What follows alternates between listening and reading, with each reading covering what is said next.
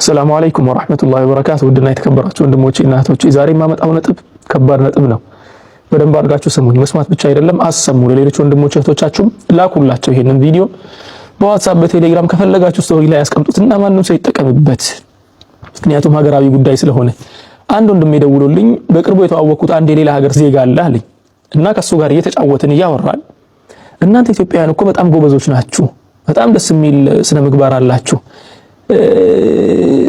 አንተ ግን ከነሱም በሆነ ነገር ትለያለህ አለኝ አለ። ከሌሎቹ ከማቃቸው ኢትዮጵያውያኖች በምንድነው የምለየው ስለው አንተ ንጽህናን ትጠብቃለህ፣ ወላ ብብትህ ወላ አፍህ አይሸትም፣ ደስ ይላል ሽታህ አለኝ አለ። አንገቴን ደፋሁ አለኝ። ምክንያቱም በሀገር ደረጃ ግማታም ስትባል አስበዋል ምን ያህል እንደሚከብድ። ልጁ በጣም ግልጽ ነው ሲነግረኝ ማለት ነው። ልጁ ይሄኛው ልጅ በጣም ግልጽ ነው። በሀገር ደረጃ ነው ግማታም የተባለው።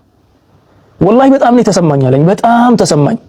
ግን አለ ወደ ማህበረሰባችን ልማድ ስመለስ ሳስበው ሰውዬ የተናገረው ነገር ብዙም ከእውነት የራቀ ነገር አይደለም። በተወሰነ ደረጃ አለብን ያ ነገር። እስቲ እናውራ አንድ ባንድ ማለት ነው። ምሳሌያዊ አነጋገር ተብሎ ከሚጠቀሱ ነጥቦች መካከል አንደኛውን ላንሳላችሁ። ወንድ ልጅ እግሩና ብብቱ ካልሸተተ ምኑን ወንድ ሆነ? ምን ማለት ነው? ብብቱና እግሩ ካልሸተተ መሽተት አለበት ማለት ነው? ምንስ ስለሆነ ነው የሚሸተው? የሰው ልጅ እንደሆነ እሱን ይመጣበታለሁ። ከኢስላም ጋር ያለውን ግንኙነት መጣበታለሁ። ኢስላም እንዴት አድርጎ ይሄን ነገር ተህዲብ እንዳደረገ የሰው ልጅ እንዴት አድርጎ ጽድት ማለት እንዳለበት እንዴት እንዳስተማረስ ይመጣበታለን። የኛ ማህበረሰብ ጥርስህን በቡሩሽ ተቦረሸው ወንተንሳ በሳሙና ታጠበው ስትለው አረ ይለምድብኛል። እሱ የሚፈራው ምንድነው? ከግማቱ ዓለም ወጥቶ ወደ ጽዳቱ መውጣቱን በጣም ይፈራዋል። ይለምድበታል ጽዳቱ። ብብትህን ለምን እንደድራን ተተቀበል? አረ ይለምድብኛል። ወደ ሐዲሱ ደግሞ እንምጣ። ወደ ሐዲስ ነበዊ ደግሞ እንምጣ። ከሐዲስ በፊት የሆነ አንድ አባባል ልበልላችሁ። ዝናቡ መጣ ተንጠባጠበ። ኮመንት ላይ የሆነችን ቃል ብቻ ከውስጥ አውጡና ጻፉልኝ፣ የሚሞላውን ቃል ማለት ነው። እኛ ሙስሊሞች እንደዚያ ተብሎ ስንሰደብ የነበርን ማህበረሰቦች ነን። ጽድት ስላልን ብቻ በጽዳታችን የተሰደብን ገራሚ ህዝቦች ነን። ጽድት ስላልን ዝናቡ መጣ ተንጠባጠበ እንትን አጠበ ተብሎ እንሰደብ ነበር። which is ትክክለኛ የመጸዳዳት ስርዓት ሆኖ ሳለ እኛ የምናደርገው ነገር። ያ ማህበረሰብ ግን አሁን ወዴት እየሄድን ነው? ምን አይነት ነገር ውስጥ እየገባን ነው? ወደ ሸሪዓው እንምጣ እስቲ። አሁን የተናገርኩትን ነጥቦች ሁለቱን ነጥቦች ጥርስና ብብት የሚለውን ነገር እስቲ ላንሳና ልናገርበት። ምክንያቱም ሐዲስ ላይ ሁለቱም ተጠቅሷል። የጥርስም ተነስቷል፣ የብብትም ተነስቷል። ያ ብቻ አይደለም ሌላም ቦታ ተነስቷል። እናውራበት። ነብያችን ሰለላሁ ዐለይሂ ወሰለም አብዱላህ ብን ዑመር ባስተላለፉትና ቡኻሪ በዘገቡት ሐዲስ ላይ خمس من الفطرة ወይ ደግሞ በሌላው ሪዋያ ላይ الفطرة خمس ብለው ተናገሩ። የሰው ልጆች የተፈጠሩበት ፊጥራ የሚባለው ነገር ወይ ደግሞ አላህ Subhanahu Wa Ta'ala ነቢያቶችን የላከበት የመጀመሪያው መነሻው ፖይንቶች ወይ ደግሞ አስተምህሮቶች መካከል ትላልቅ 5 ነገሮች አሉ። እነዚህ 5ቱን ነገሮች መለስ ብላችሁ ብትመለከቱ በሚገርም ሁኔታ 5ቱም የንጽህና አጠባበቅ ዘዴዎች ናቸው። ተግባባን? የብብት ፀጉር መነቀል እንዳለበት፣ ጥፍር መቆረጥ እንዳለበት፣ ታችኛው ፀጉር መላጨት እንዳለበት። ከዚህ አለፍ ስንል የብብት ነገር መጣ። የብብትን ፀጉር መንቀል ለምንድን ነው ሲባል የብብት ፀጉር የሚነቀለው የብብት ፀጉር ሲኖረው መጥፎ ሽታ እንትን የማለቱ እድል በጣም ሰፊ ነው፣ ከፍተኛ ነው።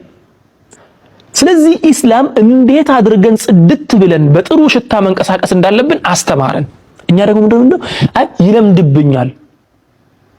ግማቱ ከሚለምድብን ኢስላም ይልመድብን። ተግባባን? ግማቱ ከሚለምድብን ሱናው ይልመድብን። ሱናው ጽድት ማለት ነው። ሱናው ጥሩ ሽታ ነው። ወደ ሽቶ ደግሞ እንምጣ። ሽቶ የሚቀባ ብዙ ሰው አታዩ። ያንን ደግሞ ነብያችን ሰለላሁ ዐለይሂ ወሰለም ሲናገሩ ምንድነው ያሉት? حبب الي من دنياكم الطيب والنساء እናንተ ከምትኖሩባት ዓለም በአጠቃላይ እኮ እኔ ዘንድ በጣም ተወዳጅ ከተደረጉ ነገሮች መካከል አንዱ ምንድነው ያሉት? አጥይብ ነው ያሉት። መጀመሪያ ያነሱት እንዲሁ እሱን ነው። አጥይብ ሽቶ ነው። ሽቶን በጣም ይወዱ ነበር። እሳቸው ሽታቸው ራሱ የእሳቸው ሽታ ሰሃቦች ሁላ በጣም ይወዱላቸው ነበር። ሐታ ከእሳቸው የሚወጣው ላብ የሚጠቀሙትን ሽታ ነው የሚይዘው። ሲጀመር በጣም ምርጥ መዓዛ ነበረው፣ ጥሩ ሽታ ነበረው። የዚያ ነብይ ተከታዮች ነን እኛ። ውርደት ነው ከኛ መጥፎ ሽታ መውጣት። ወደ አፍ ማጽዳት ነገር ደግሞ እንምጣ። ጥርስን ለምንድነው የማትቦረሸው? ለምንድነው ሳሙና ኧረ ጥርስ ይቦረቡራል። ጥርስ የሚቦረቡረው ምግብ በልተህ ሲጋራ አጭሰህበት ጫት ቅመህበት የፈለክ ነገር አድርገህበት ዝም ብለህ ሳትታጠበው መሄድ ነው። ጥርስን የሚቦረቡረው የሚያጠፋው የሚያሸተው እንዲሸት የሚያደርገው። ጽዳቱን ደግሞ የሚጠብቀው ምንድነው ካልክ ሐዲስ ላይ አለልክ። ነብያችን ሰለላሁ ዐለይሂ ወሰለም በአንድና በሁለት አይደለም ብዙ ሐዲሶች ላይ ደጋግመው ተናግረዋል በዚህ ጉዳይ ላይ። ምንድነው ያሉት? ለውላ አን አሽቀ ዐላ ኡመቲ ለአመርቱሁም ቢስቲዋኪ በዕደ ኩሊ ውዱእን፣ በሌላ ሪዋያ ላይ ደግሞ ቀብለ ኩሊ ሰላቲን አሉ። ከሰላቶች በፊት ሰላት ከመስገዱ በፊት ሁሌ ሲዋክ እንዲያደርጉ ባዘዝኳቸው ነበር። ያ ማለት ሲዋክ ማድረጉ ትልቅ ሱና ነው ማለት ነው። ከሁሉም ሰላት ጋር የሚተሳሰር ሱና ነው። ጽዳትን መጠበቅ አላህ ፊት ማም ይቆም። አሁን ደግሞ አንድን ሰው ታያለክ ቅሞበት አጨሶበት አፉን ሳያጥብ ወይ ደግሞ ሳይፋቀው ምንም አይነት ሳሙና ሳይጠቀም የሆነ የነበረበትን ሽታ እንኳን የሚያስለቅቅ ነገር ሳይጠቀም በዚያው ሽታ እሰግዳለሁ ብሎ መስጂድ ድረስ ይመጣል። ነብያችን ሰለላሁ ዐለይሂ ወሰለም ሲናገሩ ስለ ቁልቢ የተናገሩት ነገር ታስታውሳላችሁ። ቁልቢን የበላ ሰው ፈላ ይቅረበና መስጂድ ሙሰላና ብለው ተናግረዋል ሰለላሁ ዐለይሂ ወሰለም ወከማ ቃለ ዐለይሂ ሰላቱ ወሰላም። ስለዚህ ወንድሞቼ እኛ ሙስሊሞች ሁሉም ነገር ተቀምጦልናል። خلاص ፕላኑ ተቀምጦልናል። ጽድት በሉ፣ ሰውነታችሁ በአጠቃላይ ይጽዳ፣ ሽቶ ተጠቀሙ፣ አፋችሁ ይጽዳ። ነብያችን እኮ ሰለላሁ ዐለይሂ ወሰለም ሲናገሩ ንግግራቸው ይጣፍጥ ነበር ይባላል። ንግግሩ የሚጣፍጥ ሰው አብዛኛውን ጊዜ ጽዳቱን የማይጠብቅ ከሆነ አጠገቡ የሚኖሩ ሰዎች የሱን ንግግር ቶሎ ጨርሰው መሄድ ነው የሚፈልጉት። የነብዩ ሰለላሁ ዐለይሂ ወሰለም ባልደረቦች እኮ እሳቸው ንግግራቸውን ደግሞ እንዲደጋግሙ በጥያቄ እኮ ነው የሚይዟቸው። አንተ የአላህ መልእክተኛ እንዲህ ቢሆንስ እያሉ ነበር የሚያዳምጧቸው። ለምንድን ነው ሲባል እሳቸውም ሽቶ ስለነበሩ ነው ራሳቸው። ተግባባን? ያንን ሽቶ ነብይ እንከተላለን እያልን ደግሞ እኛ የሽቶ ጠላት መሆን ከሽቶ መራቅ የለብንም። በሀገር ደረጃ ደግሞ በመንግስትም ደረጃ ይሄ ነገር ቢታወጅ ደስ ይለኛል። እኔ ከባቢ ሳይንስ ምናምን ተብሎ በልጅነታችን ተምረናል። በኦሮሚፋ ደግሞ ሐዋሳ ይባላል። ሐዋሳና ሳይንስ ተብሎ የምንማረውና ሳይንስ ናኖ ቁልቁሊነ መታኦፊ ይባላል። የግል ንጽህና ተብሎ ተምረናል አይደል? በቃ ይበቃል። እዚያ ላይ የተማረው ነገር አሁን ፕራክቲካሊ እስቲ ወደ ስራ ይገባ። ለማንኛውም ምን ልላችሁ ፈልጌ ነው ከሸሪዓው አንፃር የምናየው ከሆነ ወላሂ الذي لا اله الا هو የነብዩን ሱና መያዝ ከመግማት በብዙ እጥፍ የተሻለ ነው። የማይሆን ሽታ ተከናንበን ከምንሄድ የነብዩን ሽታ የነብዩን ሰለላሁ ዐለይሂ ወሰለም ሱና ይዘን ሽታችንን አጽድተን ጽድት አድርገን ሽታችን ያማረ አጠገባችን የሚቀመጥ ሰው ሁላ በእኛ መታወድ የሚፈልግ የኛ ሽታ ደስ የሚለው መሆን አለበት። የሆነ ቦታ ስንሄድ ምን አይነት ሽቶ የተቀባኸው ተብለን መጠየቅ አለብን እንጂ እንዴው አፉን በዘጋልን የምንባል አይነት ሰዎች መሆን የለብንም። ልላችሁ ነው የመጣሁት። አላህ ሱብሓነሁ ወተዓላ ንጽህናቸውን ጠብቀው የነብዩን ሰለላሁ ዐለይሂ ወሰለም ሱናን አሟልተው መልካም ምንዳ ካገኙ መልካም ባሮች መካከል ያድርገን እላችኋለሁ። ጨርሻለሁ። ለሁሉም ሰው ሼር አድርጉ። ንጽህናችንን እንጠብቅ።